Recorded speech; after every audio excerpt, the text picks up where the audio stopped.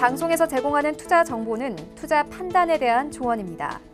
방송에서 제공하는 주식의 가치, 가격 상승 및 가격 하락에 대해서는 방송사에서 보장하지 않습니다. 이 시각 헤드라인 뉴스입니다. 코스피와 코스닥 지수가 개장 직후부터 동반 폭락했습니다. 시장 매매 거래가 일시 중단되기도 했는데요. 한국거래소는 개장 4분 만에 코스닥 지수가 급락하며 매매 거래를 일시 중단하는 1단계 서킷 브레이커를 발동했습니다. 코스피도 장중 한때 1690선을 내주며 이틀 연속 매도 사이드카가 발동됐습니다. 한국은행이 임시 금통위 개최 여부를 본격적으로 논의합니다. 미국의 연준 금리 결정 결과가 나오는 18일을 전후해 임시 금통위를 열고 금리를 내릴 가능성이 크다는 전망이고 0.25%포인트를 넘기는 인하폭은 어려울 것이라는 관측이 나옵니다. 코로나19 팬데믹 선언 이후 미국과 유럽 증시가 폭락세로 마감된 뒤 그 여파가 아시아 증시로 이어집니다. 니케이 지수는 오전장 한때 1830엔을 넘게 떨어져 거래 중 하락폭으로는 지난 1990년 4월 이후 30년 만에 가장 큰 낙폭을 기록했습니다.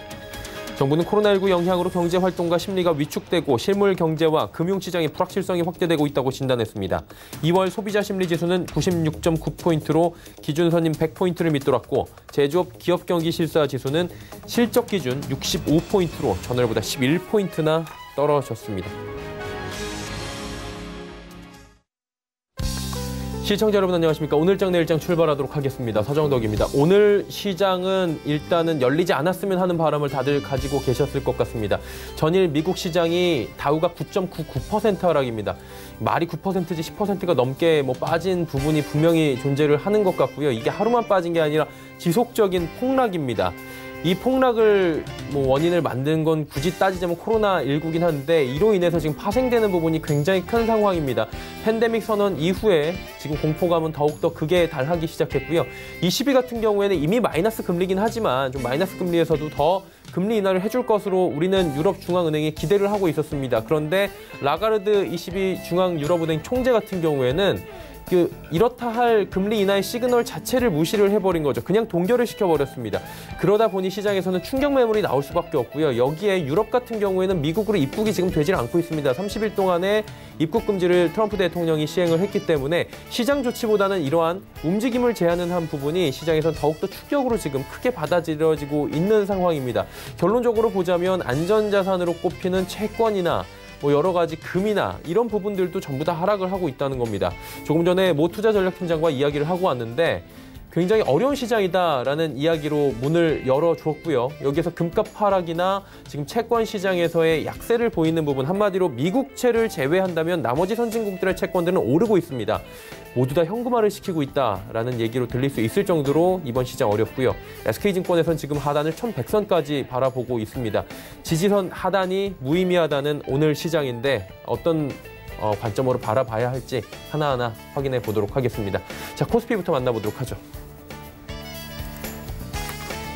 1734, 그래도 많이 올라왔습니다. 1700포인트는 지금 회복을 했고요. 낙폭을 100포인트 안쪽으로 좀 줄이는 모습인데 일단은 삼성전자가 낙폭을 많이 줄였습니다. 49,500원대까지 올라왔네요. 다행입니다. 제가 방송 준비하면서 요 몇 분 만에 지금 이렇게 시장 추이가 좀 바뀌고 있는 상황이고요. 전체적으로 봤을 때 낙폭들 많이 줄여가고 있는 상황입니다. 하한가 부분까지 갔던 종목들도 빠르게 지금 낙폭을 회복을 하고 있는 상황입니다. 자, 다음 볼까요?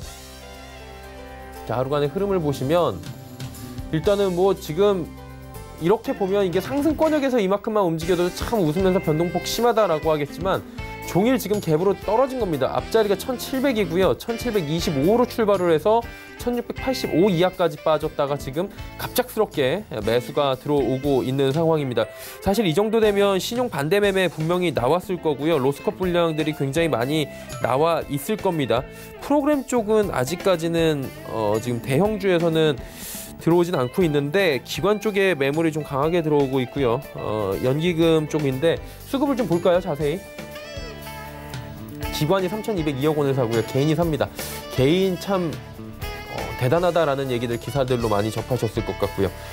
외국인이 오늘 선물 시장에서는 많이 사주는데 현물 시장에서 어마어마하게 지금 팔고 있는 상황입니다. 그리고 연기금이 2,000억 원 정도를 현재 순 매수를 해주고 있는 상황입니다.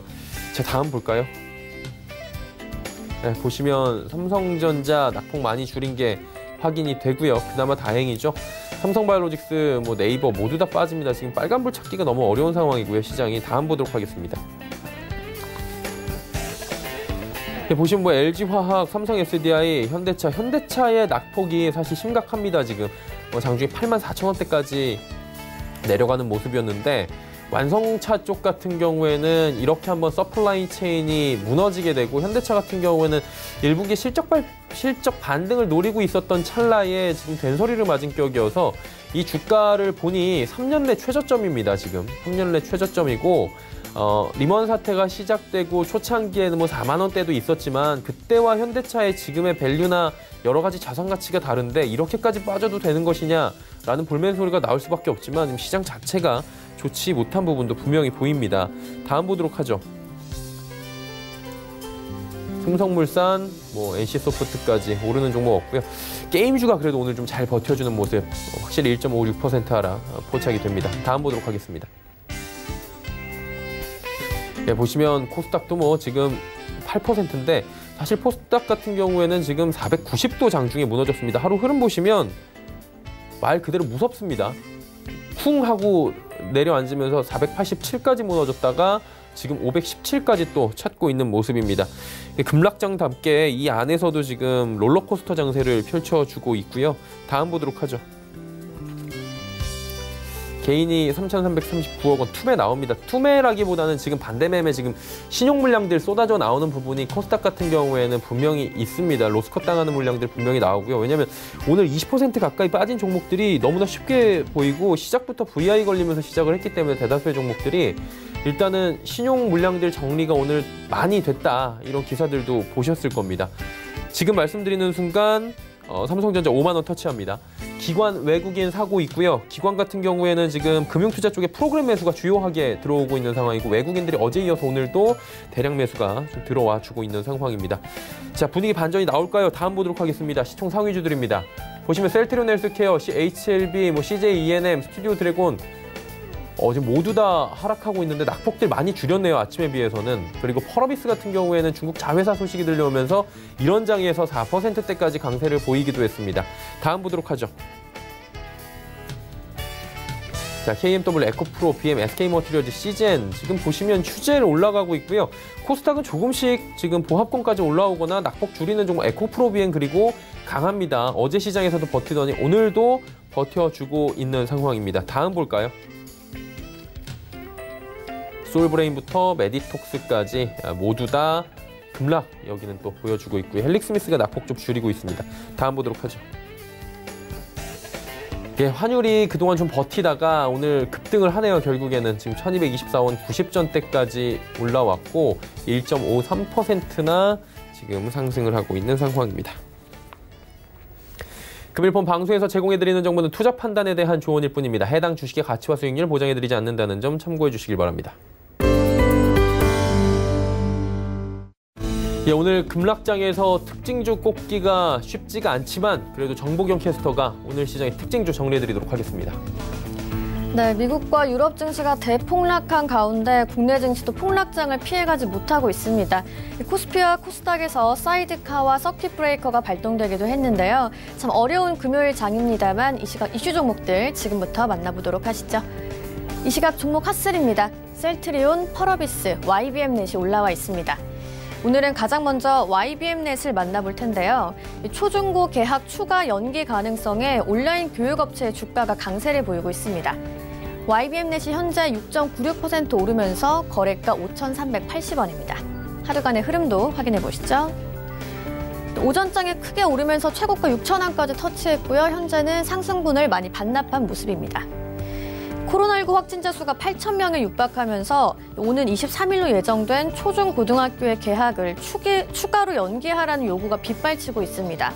사상 초유의 4월 개학 가능성이 거론되고 있는데요. 교육부는 전국 유치원과 초중고에 온라인으로 교육 콘텐츠를 제공하도록 한 상황이죠. 급락장 속에서도 YBM넷, 아이스크림 에듀, 메가MD 같은 온라인 교육주들이 동반 상승하고 있는데요. 한편 유은혜 교육부 장관은 추가 개학 연기 가능성에 대해서는 신중론을 내비쳤습니다. 다음 종목 만나보시죠. 대부분 내리고 있는 코스닥 시총 상위 100위 종목 가운데 펄어비스가 반가운 빨간불을 켜고 있습니다. 펄어비스가 현재 1.55% 오르면서 거래가 16만 3,500원입니다. 하루간의 흐름도 확인해 보시죠. 또 오늘 하락 출발했지만 상승 반등에 성공했고요. 현재는 상승폭을 조금 줄인 모습입니다. 중국 정부가 CCP 게임즈의 이브 차이나 등 일부 게임의 판호 발급을 승인했다는 소식이 전해졌습니다. 중국의 외자 판호 발급은 지난해 11월 이후 4개월 만인데요.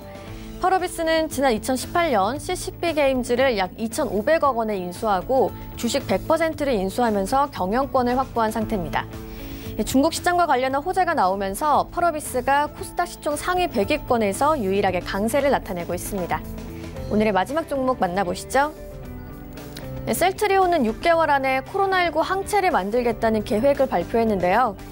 셀트리온 현재 3.19% 내리면서 거래가는 16만 7천 원입니다. 하루간의 흐름도 확인해 보시죠. 또 오늘 호재에도 불구하고 폭락장의 여파를 피해가지 못하는 모습입니다. 최저가는 15만 7,500원, 최고가 16만 7천 원입니다.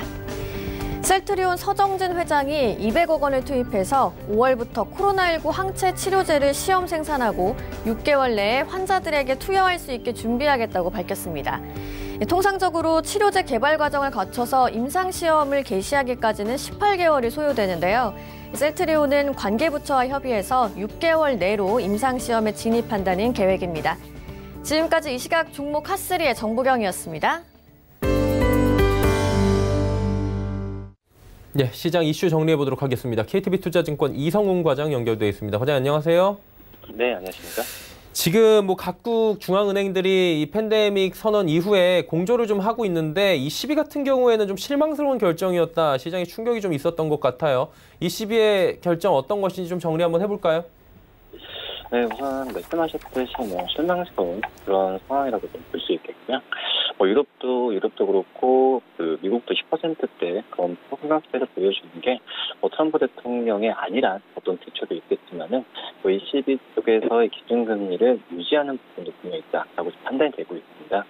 예금금리와 한계 대출 금리가 각각 마이너스 0.5%, 0.25% 동결 했는데 다만 ECB가 연말까지 한시적으로 채권 매입 규모를 1,200억 유로 더 확대하기로 하고 기존 월 200억 유로 수준의 순자산 매입은 그대로 유지하기로 한 부분이고요. 아울러 저금리로 은행들에게 대출해주는 장기 대출 프로그램을 도입하기 부분은 좀 있다라고 볼 수 있겠습니다. 우선 지금 문제는 그거죠. WHO가 코로나19에 대한 팬데믹 선언으로 증시가 폭락한 상황에서 투자자들의 심리를 안정시키기 위한 최대의 노력이 필요한 현재 상황에서 그런 부분에 있어서는 좀 미미했다라고 좀 판단이 되고 있고요. 물론 이제 어떤 여러 가지 유동화 정책이나 자산의 양적완화 정책은 나오고 있긴 하지만 결론이 말해주는 거죠. 미국 증시와 유럽 증시가 떨어지는 부분에 있어서 결론은 미미했다라는 상황입니다. 우선 지금 현재 봤을 때도 트럼프 대통령의 그 발언에 대한 실망감, ECB의 조치, 양 쪽에서의 조치 부분은 실망감을 준다라고 볼 수 있겠고요. 우선 그 관건은 그겁니다. 확진자 수가 줄어드는 미국 쪽에서의 확진자 수가 줄어드는 부분, 그리고 18일에 연준의 FOMC 상황, 이 두 가지가 가장 크지 않을까 좀 생각이 되고 있고요. 우리나라 입장에서 봤을 때는 역시 어떤 외국인들의 원화에 대한 어떤 매도에 대한 부분, 우리나라 시장도 마찬가지죠. 그런 부분에 있어서 잠재우려면은 이런 여러 가지 말씀드렸던 두 가지 상황이 좀 같이 공존을 해야 되는 게 맞다라고 좀 판단이 되고 있습니다. 지금 시장이 1766.24포인트를 지금 기록을 하고 있는데, 우선 지금은 어떤 움직임 하기에도 굉장히 좀 애매한 상황이라고 볼 수 있겠고요. 항상 그 전에 왔듯이 이런 패닉 상황에서는 어떤 시장에 대한 지켜보는 그 시장을 적극적으로 대응하는 것보다는 이 정부의 상황 그리고 금융시 안정책에 대한 부분이 나왔을 때의 그 이후에 사후 대처하는 게 제일 좋았던 상황이기 때문에 지켜보는 게 낫지 않을까 이렇게 판단이 됩니다. 예, 지수가 지금 빠르게 지금 낙폭을 좀 줄여가고 있는 모습이고요. 지금 다음 질문은 또 WTI 급락, 브렌트유 관련해서 유가 여쭤보도록 하겠습니다. 유가 이틀 연속 4%대 급락인데 업계 상황 그리고 국내 영향도 크게 올 것 같아요. 정리 한번 해주실까요? 네, 우선 지금 현재 상황에서는 유가가 어떤 이제 코로나라는 사태가 나와주면서 증시의 불안감을 줘왔는데, 이제 문제가 지금 코로나 사태만 해결된다고 해서 시장이 안정된다라고 볼 수는 없고요. 지금 이 코로나 사태로 인한 어떤 시장에 대한 이 기업들의 이 감익, 그리고 이 유가에 대한 하락에 대한 여러 가지 부분을 다 신경 써야 되는 상황으로 가고 있다라고 좀 판단이 되고 있고, 아시겠지만은 이제 사우디아라비아와 러시아 쪽에서 문제라고 볼 수 있겠는데, 우선 국제 유가 같은 경우에는 이제 아랍에미리트가 4월부터 또 증산에 나서겠다고 발표한 뒤에 급락하는 모습을 좀 보여주고 있습니다. 우선 아랍에미리트가 이제 사우디와 러시아의 어떤 유가 전쟁에서도 기름을 더 부었다라고 판단이 되고 있고요. 그렇기 때문에 지금 국제 유가에 대한 국제 유가 하락하면서 우선 미국의 셰일가스 업체들 같은 경우에도 파산에 대한 우려가 나와주고 있는 상태고, 우리나라의 정유 업체들뿐만 아니라 조선업체 같은 이제 유가에 민감한 그런 기업들까지도 주가를 끌어내리는 상황으로 가지 않을까 이렇게 판단이 됩니다. 우선 사우디아라비아와 러시아가 이 추후에 봤을 때도 다시 합의해서 갈 수 있는 확률은 좀 제가 봐도 좀 적다라고 볼 수 있겠고요. 그러기 때문에 너무 비관적 볼 수 있겠지만은 배럴당 $20까지도 떨어질 전망이 좀 나와주고 있다라고 볼 수 있겠습니다. 특히 이제 4월이 시작되자마자 이 아람코가 사우디의 이제 아람코가 산유량을 하루 1,230만 배럴을 늘리겠다고 발표하면서 거의는 공포 심리를 자극하는 모습을 보여주고 있고요. 우선 러시아도 즉각 증상 가능성을 내비치면서 맞대응하고 있는데, 여러 가지 봤을 때도 이 유가에 대한 상승이 제가 봤을 때는 이 코로나 전 세계 미국을 비롯한 유럽존의 확진자 수에 대한 영향 이상으로 어떻게 보면 국제 유가도 지금 현재는 시장에 안 좋은 악재가 되지 않을까 판단이 되고 있습니다. 우선 근데 러시아와 사우디가 갈등을 해결하더라도 이 코로나 때문에 이 석유에 대한 원유에 대한 수요가 줄어들고 있기 때문에 이 부분도 먼저 1차적으로 또 짚어봐야 되는 게 맞다라고 볼 수 있겠고요. 하지만 당장의 해결책을 러시아가 갖고 있는 건 사실이라고 볼 수 있겠습니다. 유가 하락을 지지해왔던 트럼프 대통령도 최근에 급격하게 악화된 수요 급감과 또 미국 내 지역 감염 통제를 힘을 써야 하는 거기 때문에 중동 지역의 리스크를 어떻게 제재하기에는 힘은 좀 부족한 상황이기 때문에 이 러시아 쪽에서의 어떤 반응이 중요하다고 볼 수 있겠고요. 혹시 이제 우리나라 주식시장 입장에서 본다고 한다면 국제 유가 급락은 전체적으로 산업계에서는 우려는 많습니다. 우선 국제 유가 급락으로 당장 타격이 예상되는 곳은 이 정유사라고 볼 수 있겠는데, 이 정유사는 통상 2-3개월 전에 사둔 원유를 가공해 판매하는 게 정유업체의 메커니즘 볼 수 있겠는데요. 당연히 국제 유가 떨어지면은 보유한 원유 가치가 하락하면서 재고 평가 손실이 발생합니다. 이런 우려가 있는 부분이고요. 또 연초 이후에 또 유가 하락세가 이어지면서 정유사들이 안 그래도 지금 1분기 실적에 대해서 악화에 대한 전망이 나와주고 있는 상태에서 업체인데 더 충격이지 않나 판단이 됩니다. 우선 글로벌 금융위기가 있었던 2009년 이후에 10년 만에 석유 수요가 줄어들 것이라는 전망을 좀 내놓고 있는 상황이고요. 역시 조선업계도 마찬가지입니다. 역시 유가 하락하면은 해양 플랜트 발주가 크게 줄어들 수 있는 부분이고요. 하지만 이제 자동차 업계나 어떤 전자 IT 쪽 같은 경우에는 이 정유사와 조선업계만큼의 파장은 아니더라도 그래도 없지 않아 있다라고 생각이 되고 있는데요. 우선 자동차 업체들 같은 경우에는 주로 수출을 하는 게 바로 중동과 신흥국이기 때문에 이 중동과 신흥국 쪽에서의 이 유가 하락에 의한 경기 안 좋게 된다고 한다면 판매가 감소할 확률이 높고요. IT 업체는 직접적인 영향이 상대적으로 적지만 그래도 경제 전반 충격을 받으면 자유로울 수 없는 부분을 맞기 때문에 IT 업종에서도 영향은 좋은 부분은 아니라고 좀 판단이 되고 있습니다. 네. 자, 유가 이야기까지 들어봤고요. 오늘 말씀은 여기까지 듣도록 하겠습니다. 고맙습니다. 네, 감사합니다. 네, KTB 투자증권 이성훈 과장과 함께했고요. 이슈 칼럼 이어갑니다.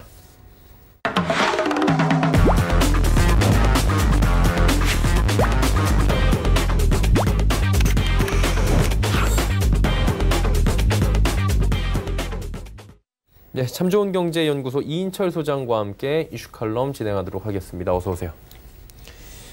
와, 이 참 소장님이랑 저랑 방송 조금 전에 들어오셔서 이야기를 한 게 그냥 헛웃음이 좀 많이 나왔잖아요. 서로 얼굴 보면서. 이렇게까지 빠진 날이 지금 기억이 잘 안 날 정도까지 거슬러 올라가야 돼요. 지금 이틀 연속 사이드카 걸렸고요. 장중에 1685 정도까지 밀렸거든요. 낙폭은 지금 다행히 줄이고 있고 이게 어떻게 시장을 좀 바라봐야 될까요, 일단? 사실은 저도 한 20여 년 이상 주식시장을 봐왔는데 처음 경험해요. 예.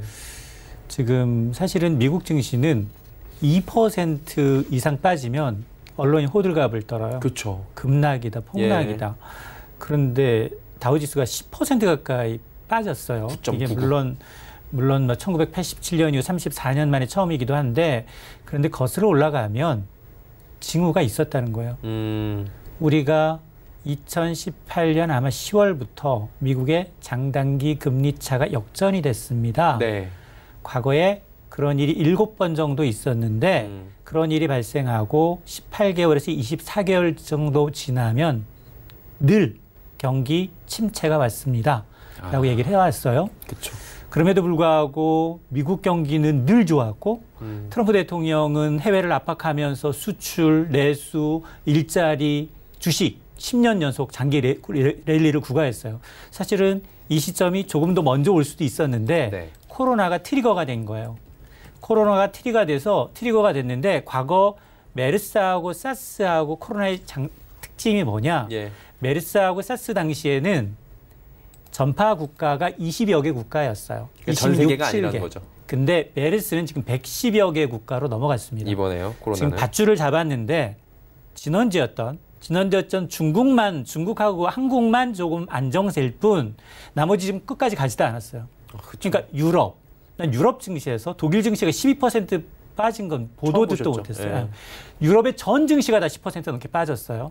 그러다 보니까 지금 아직 유럽도 지금 상황이 더 진전되고 있고 예. 미국도 그렇고 여기다 미국은 더 강하게 유럽을 30일 동안 유럽인의 입국 제한 조치를 내놓으니 당사국들이 큰일이라는 거예요. 이건 입국 제한이라는 건 사람도 사람이지만 물건이 오갈 수가 없거든요. 그렇게 되면 교역이 제로가 되는 거예요. 올 제로가 되는 겁니다. 예. 그러다 보니까 지금 보면 흐름이 과거 학습적으로 보면 메르스나 사스 때 당시에는 주가가 V자형으로 반등을 했어요. 적어도 한 18일 정도가 되면 이 정도 빠지면 바로 반등을 했거든요. 예. 근데 지금은 그 추세가 아니라는 거예요. 회복 속도가 다르다. 지금이 V자형으로 회복되는 게 아니라 U자형이 갈지 L자형이 갈지 예. 학습에 예단할 수 없습니다. 지금 보면 외국인들은 계속 매도를 하고 있어요. 지금 외국인들의 매도는 기계적인 거예요. 프로그램 매도가 나가고 있습니다. 패시브라고 해서 자동적으로 지수가 적정선 이하로 떨어지게 되면 예. 바로 매도합니다. 가장 매도하기 쉬운 게 뭐냐? 가장 시장에서 잘 받아주는 거 그리고 지금 팔아도 이득인 거. 뭐가 있어요? 반도체밖에 없잖아요. 그렇죠. 반도체 그러니까 SK 하이닉스, 삼성전자, 현대차 업종 대표 수준이에요. 그러니까 업종 대표주들을 팔다 보니까 지수가 이 모양인 거고 그리고 우리는 아깝죠. 사실은 지금 SK 하이닉스하고 삼성전자 제외하면 지금 1100대예요. 이 두 개가 다 올려놓은 거예요. 그렇죠. 지수를 코스닥 빼고. 그런데 지금 이거 두 개까지도 망가지니 지금 이 투매가 나타나고 있는데 이걸 고스란히 누가 받아들고 있느냐. 개인들이 다 받아들고 있어요. 외국인이 7일 만에 예. 7조 가까이 팔았어요. 이것도 역대 최고입니다. 그쵸. 제 기억으로는. 예. 그런데 지금 이거를 아직 전 말씀드리지만 미국 증시는 많이 올랐어요. 과거 글로벌 금융 이후부터 지금 6배, 4배 가까이 올랐거든요. 예. 그렇게 되면 지금 고점에서 지금 20에서 30% 떨어졌어요. 이미 20%가 떨어지게 되면 그때는 본격적인 침체장입니다. 그러니까 침체장에서는 바닥을 한꺼번에 예단하면 안 돼요. 그렇죠. 지금 우리는 1900 설마 왜냐면 박스피해 하단이 1900이었으니까 빠지니까 개인들은 엄청나게 사고 있는 거예요. 부동산 묶여있는 유동자금이 있거든요. 부동산 규제해서 못 사지? 예. 그러니까 여기 들어와 있는데 문제는 뭐냐? 지하 1층, 2층 정도가 아니라 내핵, 멘틀, 외핵 경험하지 못했다는 겁니다. 아직 미국 더 떨어져요. 보통 침체장에서는 상승한 거의 최고 절반까지 되돌립니다. 구간이. 그러면 다우지수가 10,000선에서 30,000선까지 갔다? 그러면 절반이면 15,000까지 감소해야 돼요. 이게 지금 심각한 상황인 건 맞는 것 같고요. 조금 전에 말씀해 주신 부분을 조금 제가 수치상으로 보여드리면 어제 기준으로 해서 개인이 이번 주에만 3조 2천억 샀고요.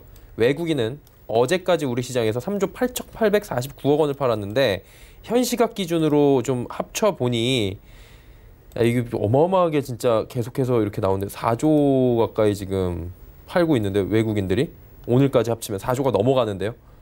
5조 가까이 팔아요. 이러다 보니까 환율이 떨어질 수밖에 없습니까? 와, 주식이 아무리 올라도 원화 가치가 떨어지면 환차손이 발생해요. 그렇죠. 빼가죠. 그렇습니다. 그러니까 지금 매도하는 걸 빨리 달러로 환전하다 보니까 갑자기 13원씩 팍팍 올라버리는 겁니다. 예. 저는 환율도 지금 적정저기가 없다. 1200, 1400 위에 열어둬야 돼요. 더 빠져나갈 겁니다. 왜냐하면 예. 미국이 지금 2009년 글로벌 금융위기 이후 거의 4조 5천억 달러 전 세계에 5천조를 뿌렸어요. 예. 그 3분의 2가 신흥국으로 가 있습니다. 그 돈 다 회수하기도 전에 지금 또 돈을 풀고 있는 겁니다. 그러다 보니까 지금 금융시장이 충격이 굉장히 큰 상황인데 오늘 반등이 좀 나오는 것 같다. 낙폭 줄인다고 해서 지금 안심할 구간이 아니다라고 말씀해 주시는 거고요. 무서운 게 뭐냐면 어제 보니까 자산들 금값이 떨어졌고요. 그다음에 미 국채 제외 10년물 뭐 이런 거 제외하면 다 떨어졌어요. 선진국 거도. 그러니까 지금 미국이 굉장히 선제적으로 지금 트럼프 대통령은 지금 제가 기대를 걸고 있는 건 예. 그나마 재선을 앞두고 자기의 치적이라고 하는 경기 좋아졌다는 거, 주식시장 화랑이라는 거, 예. 이 두 개를 양보할 것 같지는 않아요. 그래서 FRB를 압박을 하고 뭐 경기 부양을 해서 8천억 달러, 950조에 1,000조 가까이 풀겠다는 거예요. 우리나라 예산 2배를 풀겠다는 겁니다. 예. 자, 이렇게 해서 급여세를 완전 면제시켜주겠다. 물론 지금 선거철이기 때문에 미국도 의회에서 당연히 거부당합니다. 거부당하니까 이제 시장에는 실망 매물이 나오는 거고 시장에서는 네. 야, 그동안 글로벌 경제를 견인한 게 미국인데 야, 미국이 갑자기 금리 내리고 돈 풀 정도로 미국 다 어려워? 이렇게 된 거예요. 예. 그러니까 지금 해석하기 나름으로 만에 하나 FRB가 다음 주 17, 18일에 금리 또 내립니다. 또 내리는데 폭이 문제예요. 0.25%를 내릴 것인가 0.5%를 또 내릴 것인가. 그러면 시장의 반응은 뭐냐? 0.5%를 내리게 되면 시장에서 유동성이 많이 공급이 되니까 그 유동성으로 기업이 투자를 하고 개인들이 소비를 하겠지? 이거 천만의 말씀이에요. 이 심각하다라고 보는 거죠. 당연합니다. 예. 미국 경기 2017년 고점으로 뚝뚝뚝 떨어지고 있다는 거예요. 그러니까 이거를 지금 아직 바닥 확인되지 않았기 때문에 현금을 갖고 계시면 저가에 살 수 있는 기회가 엄청 많습니다. 근데 지금 들어가게 되면 돈이 묶이게 되면 못 사요. 그러다 보니까 지금 주변에서도 그러잖아요. 저희가 이제 경제 BP잖아요. 그러면 저한테도 전화가 오늘 엄청 왔어요. 지금 사야 돼? 제가 답을 준 거는 지하 밑에 지하 1층이 있을 수 있다. 과거에 리먼 사태를 경험해 본 사람들은 이거 분명히 예단을 못 하잖아요. 그냥 쥐고 있어라 라고 다들 이야기를 해주는 것 같아요. 그러니까 그러다 보니까. 예를 들어서 나는 지금 적립식으로 단기 차익이 목적이 아니라 그쵸. 삼성전자주를 이번 달에 한 주 사고 다음 달에 한 주 사고 저는 들어가라 할 거예요. 네. 지금 타이밍이에요. 왜냐하면 저는 적어도 물론 적게는 앞선 사태에서 18일 내지는 한 달 정도의 회복이 됐다 하면 적어도 6배, 4배 정도의 충격이라 한다 하더라도 예. 6개월 정도면 이게 다 해소가 되거든요. 그쵸. 그러니까 석 달 갔을 때 6개월을 기다릴 수 있느냐 없느냐의 문제이기 때문에 반등은 하겠지만 그 고통, 왜냐하면 하루에 막 7% 사이드카, 서킷 브레이크가 동시에 발동되는 상황은 굉장히 이질적인 상황인 거거든요. 맞습니다. 이런 패닉을 내가 감당할 수 있느냐. 분명 이 주식 이외에도 지금 뭐 비트코인 가격도 거의 뭐 30% 넘게 빠져 있고요. 맞아요. 이렇게 되면 부동산 시장도 영향이 미쳐요. 그러니까 이런 자산 버블이 꺼지는 순간은 언제 바닥인지 누구도 모릅니다. 대신에 현금을 갖고 있으면 싼 값에 쇼핑할 수 있는 시즌이 분명히 옵니다.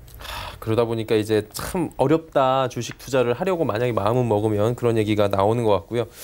다행스러운 소식은 지금 삼성전자가 상승 반전에 성공하고 지금 1% 가까이 올라오고 있다는 겁니다. 코스피도 1800선을 지금 회복을 하는 모습이. 지금 아마 트럼프 대통령이 긴급 기자회견 할 거예요. 아마 이제 시장 안정을 위해서 무슨 수단을 미성물이 좀 오르고 있죠. 그렇습니다. 지금 미국 나스닥 선물 100지수하고 이 글로백스라고 해서 24시간 거래되는 미국의 CME에서 거래되고 있는 선물 지수가 있죠. 지금 갑자기 3% 넘게 오르고 있거든요. 뭔가 3% 나오네요. 넘게 오르고 있다는 얘기는 뭔가 이제 기대감이 있다라는 거예요. 근데 그 기대감이 경기 부양책에 대한 기대감이 실질적으로 이제 사람들의 투자 심리를 조금 북돋아주면서 완화시켜주는 충격을 완화시키는 것 쪽으로 갈지 경기가 이 정도로 안 좋아? 정말 트럼프 대통령이 이런 것까지 발표할 정도로 안 좋아? 이렇게 해석할지는 그건 발표되고 난 다음에 문제이긴데 지금 당장은 이제 패닉을 멈췄다라는 데에 대해서는 그러니까 지수가 하락한다는 건 곧바로 떨어지지 않아요.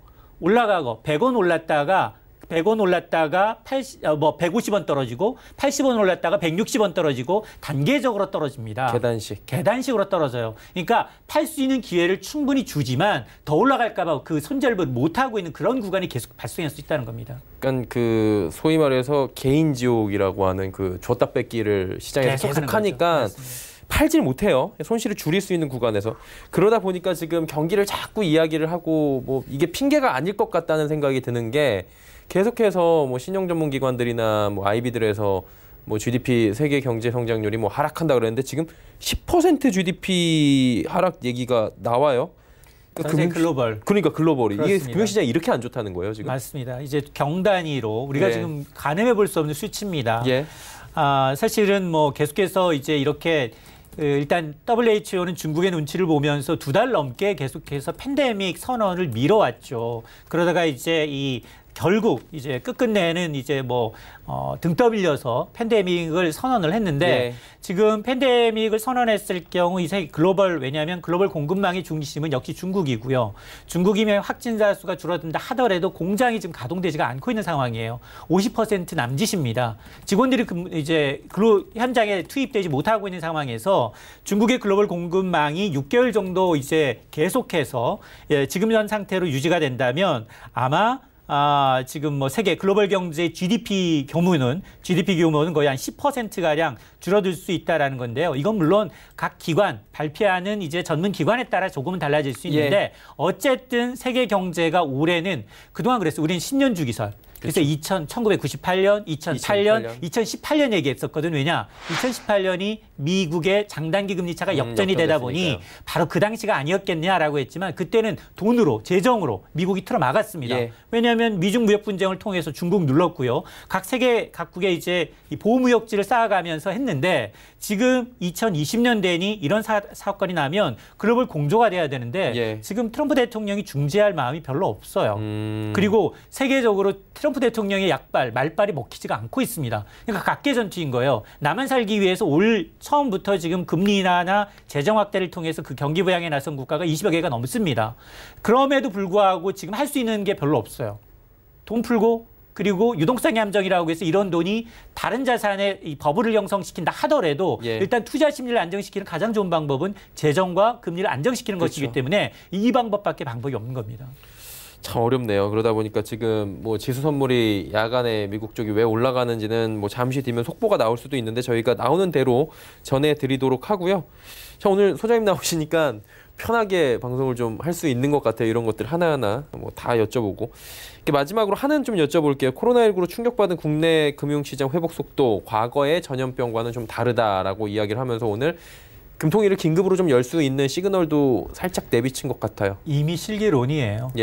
지금 내려도 다음 주 내려도 욕먹기는 마찬가지고요. 오늘 내렸어도 좀 맞습니다. 그렇죠. 어제도 뭐 모였었는데 이게 하루하루가 정말로 지금 심상치 않은 기운이 나타나고 있고 금융시장이 불안하고 특히나 환율의 경우는 물가뿐만 아니라 지금 외환시장도 지금 굉장히 심각한 상황이거든요. 그러면 이제 간접적으로 외환시장 개입을 통해서 시장의 어떤 투자자들의 어떤 불안 심리를 조금은 안정시킬 필요는 있어요. 물론 우리가 인위적으로 개입을 통해서 달러를 풀거나 이럴 수는 없습니다. 그럴 경우에는 또 미국이 또 눈 시퍼렇게 지금 뜨고 보여서 환율 조작국 지정 가능성이 있기 때문에 그건 안 된다 하더라도 한꺼번에 외국인 자금이 빠져나가는 것만큼은 좀 막아야 되거든요. 근데 지금 환율이 심상치 않고 그리고 이제 주식시장, 금융시장이 불안하니까 금리 인하를 뭐 0.25 하느니 아니면 17, 18을 미국이 또 하는 걸 보고하겠다는 얘기인데 그런다 하더라도 오늘 아마 이제 뭐 이주열 총재뿐만 아니라 이제 그 홍남기 경제부총리랑 만나서 아마 재정과 통화 정책의 공조 방안을 좀 논의할 필요는 있어 보입니다.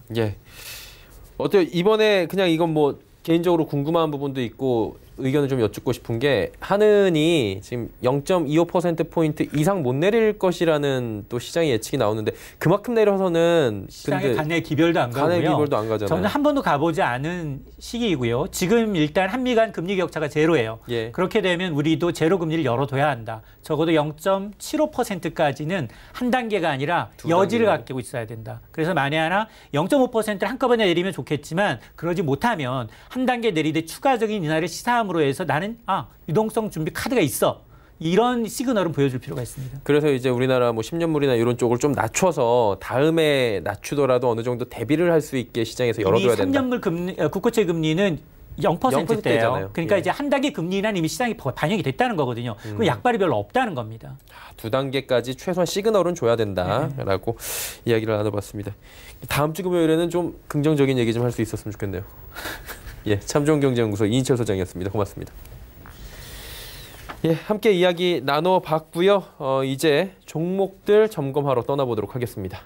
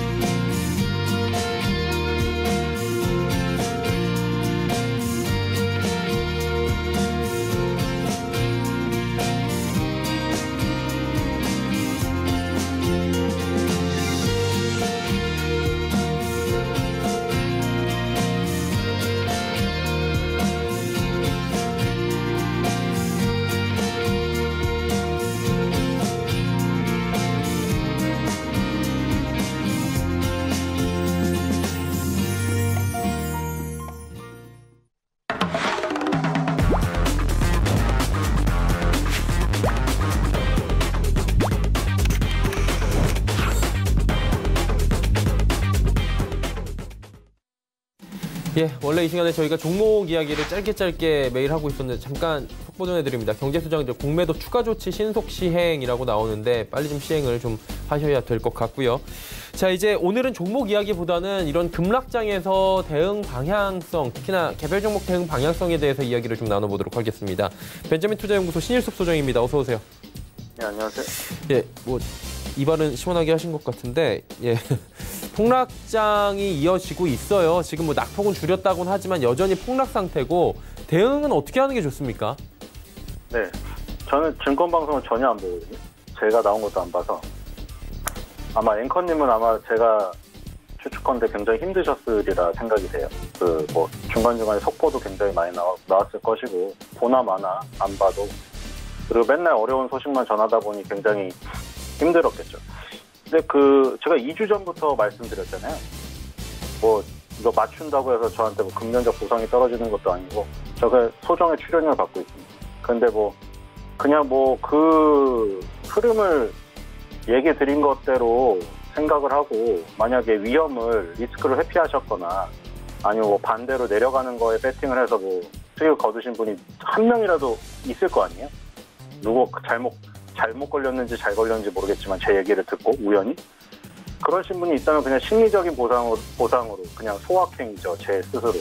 그런 거는 있을 것 같아요. 2주 전부터 제일 많이 말씀드렸던 얘기가 그거 아니었어요? 제가 의학 전문가가 아니지만 뭐 블라블라 계속 얘기 드렸잖아요. 제가 의학 전문가가 아닌데 코로나는 점점 확산 속도가 빨라질 것이고 전 세계적으로 계속해서 뭐 우리나라만큼 퍼지는 게 일어날 것이다. 왜 의학 전문가가 아닌데 제가 무슨 능력이 있어서 그 얘기를 했다고 했죠? 제가 한 얘기가 아니었잖아요. 제가 뭐 누구 말을 믿었다고 했나요? 미스터 마켓 얘기를 믿었다고 했잖아요. 그러면서 9.11 테러 얘기를 했죠. 그러니까 뭐 이것도 결과가 맞아 떨어지니까 뭐 결과론적으로 얘기한다고 할 수가 있지만 9.11 테러 때 그리고 2008년도 금융위기 때 차트 빨리 펴보라고 했잖아요. 똑같다고. 뭐 지금 이게 전화 연결이라고 해서 제가 그 이동평에서 선을 못 그어드리는데 이동평균선, 월봉에서 모든 장기 이동평균선이 내 머리에 깔린 상태에서 쌍봉이 지금 출현하고 있다고. 그것도 전 세계가 동시에. 그럼 대폭락이라고 제가 말씀드렸잖아요. 그러니까 지금 뭐 그 뒤로도 엄청나게 하락을 했잖아요. 그거 내려가고 있는 과정이었죠, 그때는. 전저점을 깨지 않았는데, 그때 말씀드린 게 뭐 하도 뭐 골드만삭스니 뭐니 틀리니까 사람들이 이제 방구석 전문가를 믿으려고 했다가 또 방구석 전문가들 다 사기를 치니 누굴 믿어야 되냐. 근데 제가 분명히 말씀드렸잖아요. 그렇다고 해서 방구석 전문가 얘기를, 저 같은 사람 얘기를 믿을 수 없다. 골드만삭스나 JP모건 같이 그렇게 수백 년 동안 연구한 결과들, 그런 연구진의 노력들, 그런 전망을 무시할 수가 없어요. 제가 계속 말씀드렸듯이 뭐 피크 오일론 $200 틀렸고 지금 오히려 $20 간다고 하는데, 그런 거 보면서 야 골드만삭스 봐라, $200 간다고 하더니 뭐 이제 $20 간다고 하냐.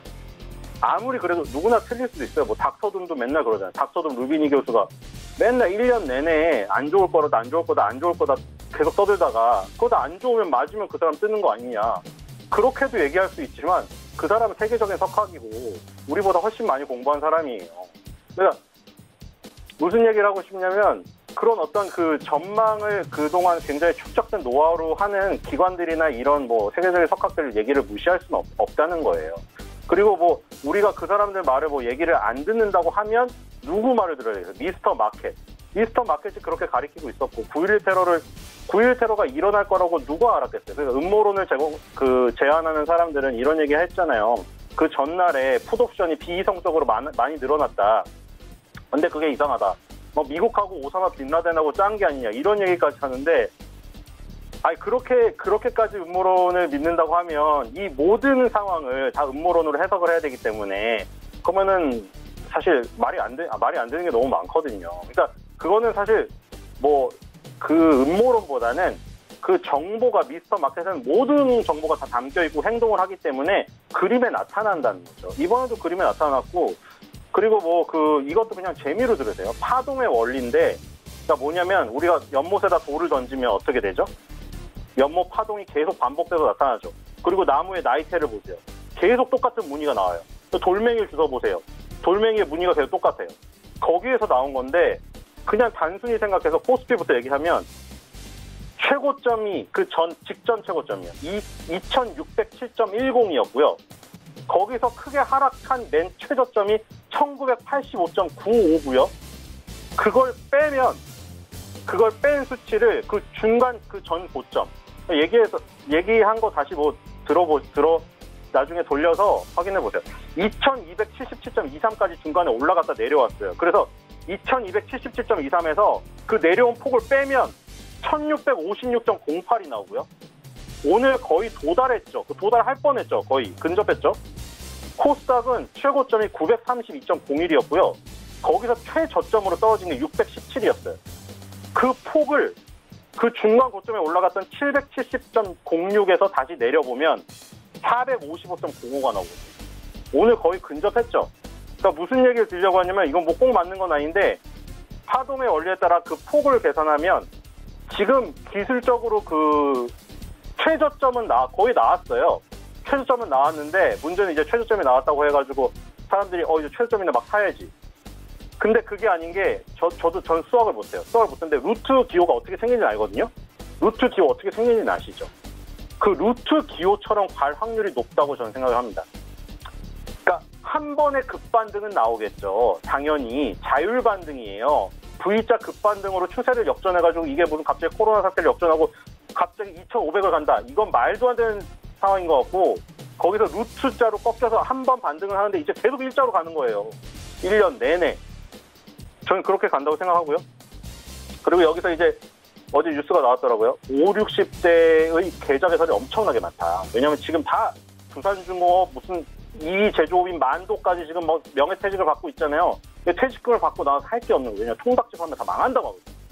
근데 주식을 하려고 해서 그런지 계좌 개설이 2일 동안 계좌 개설된 것만 50만 개래요.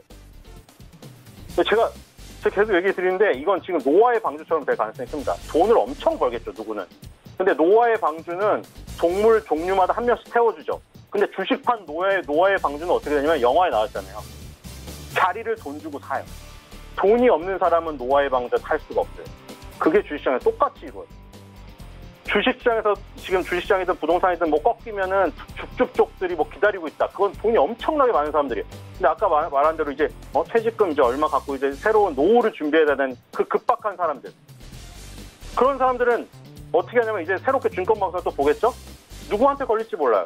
그 증권방송을 보다가 이제 막 증권방송이 되게 막 재밌는 얘기도 많이 해주고 막 이렇게 막 뭔가 잘 될 것 같은 그런 기대감. 그리고 주가도 엄청 폭락을 했어요. 그래서 막 이제 무리해서 살 가능성이 굉장히 높은 지금 시기인 거예요. 제가 요즘에 댓글이 굉장히 많이 달리잖아요. 연예란 댓글은 없어졌지만, 근데 여기서 공감 1위인 댓글 하나만 읽어드릴게요. 꼭 30년 전 내 모습을 보는 것 같네.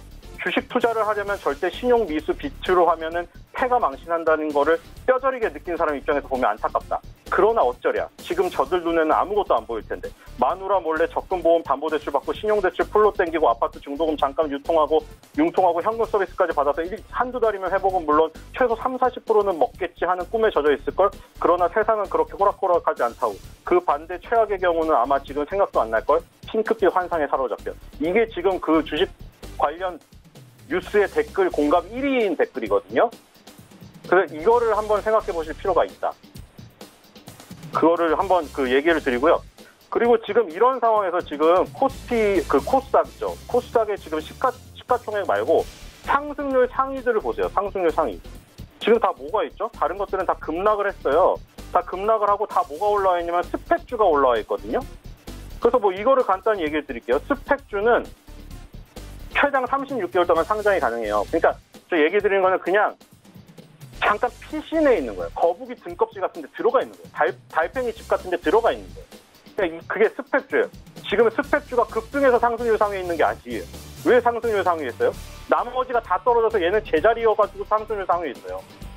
그러니까 뭐냐면 36개월 상장을 할 수가 있는데 30개월 안에 인수합병에 실패하면 관리 종목에 지정이 돼요. 보통 주식은 관리 종목에 지정하고 정리매매 일어나고 휴지가 돼버려요. 내 주식이 휴지가 돼버려요. 근데 스펙은 관리 종목이 지정된 다음에 한 달 동안 이제 마지막으로 합병에 성공하느냐 못하느냐 봐요. 그리고 성공 못하면 상장 폐지 결정이 나요. 근데 주식은 상장 폐지가 되면 휴지가 되는데 얘는 상장 폐지가 되면은 공모 당시의 투자 원금과 3년치의 연이자를 계산해서 돌려주는 개념이에요. 연이율은 통상 1.5에서 2% 정도고요. 원금 대비 그러니까 3년치니까 4.5에서 6% 정도. 3년치 이자가 일괄 지급되는 개념이죠. 그리고 스펙이 합병에 성공하면 주가가 뜨겠죠. 근데 뭐 주가가 안 떠도 좋은 거예요. 지금 보시면 2,000원 근방에 있잖아요, 다들. 그게 왜냐면 2,000원 밑으로 내려갈 가능성이 없어요. 공모가가 2,000원인데 2,000원 근방에 있는 거예요, 그냥. 거기다가 뭐 합병에 성공한다고 하면 뜨는 거고. 그러니까 뭐냐면 주가가 폭락을 해서 그냥 2,000원 근방에 있는 거예요.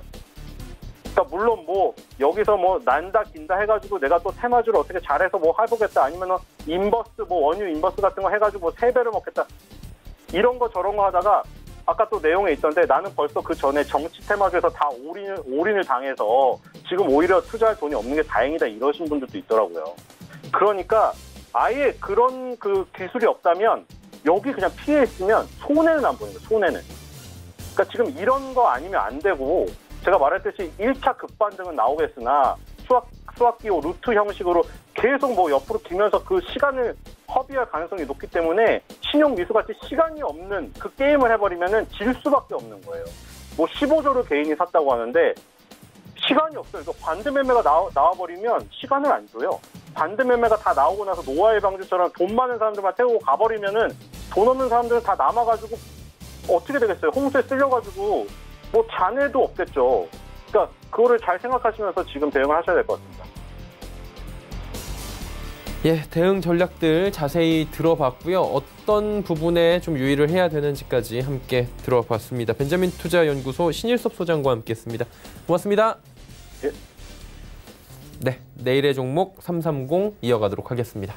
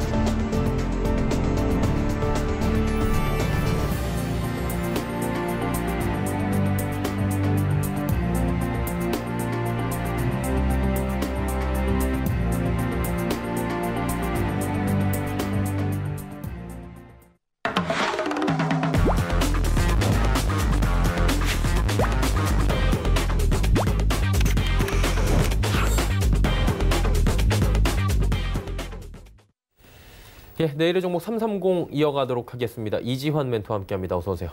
안녕하세요. 예, 주제부터 바로 살펴보도록 하죠.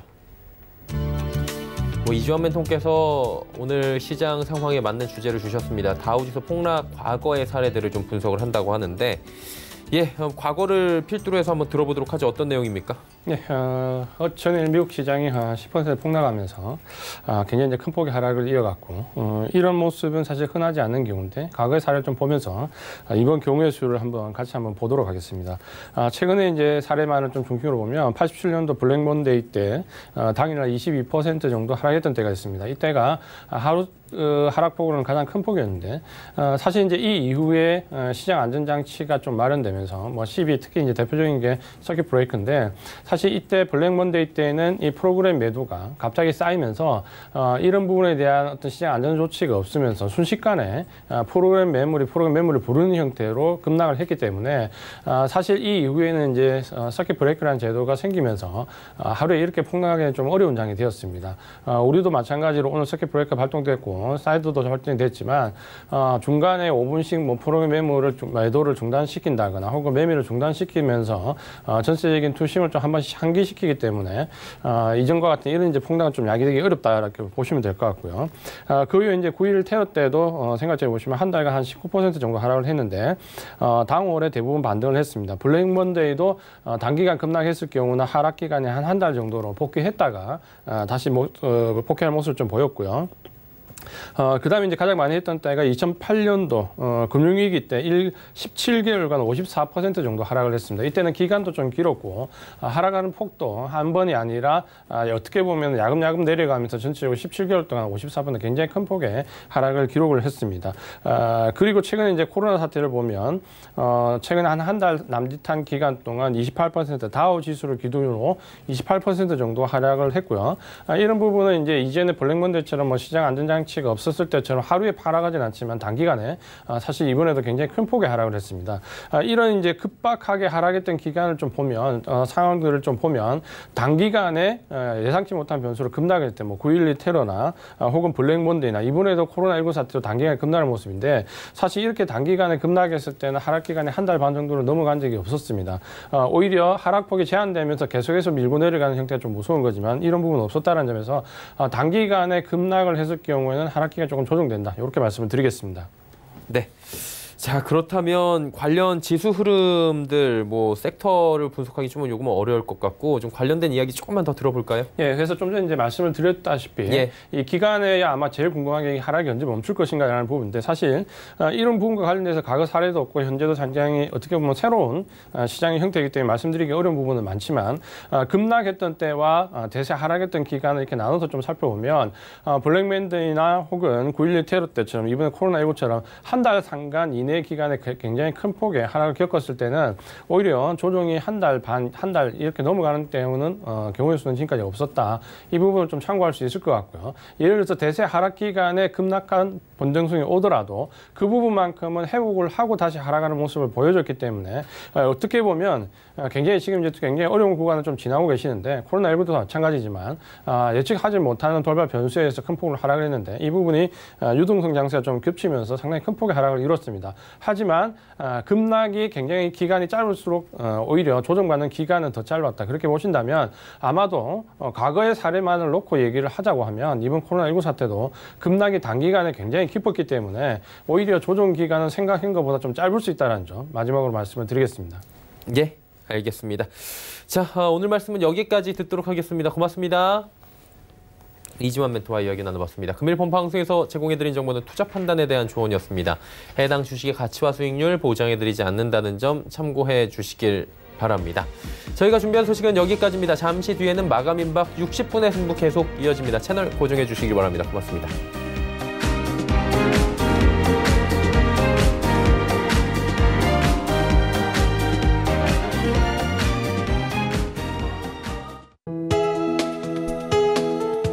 방송에서 제공하는 투자 정보는 투자 판단에 대한 조언입니다.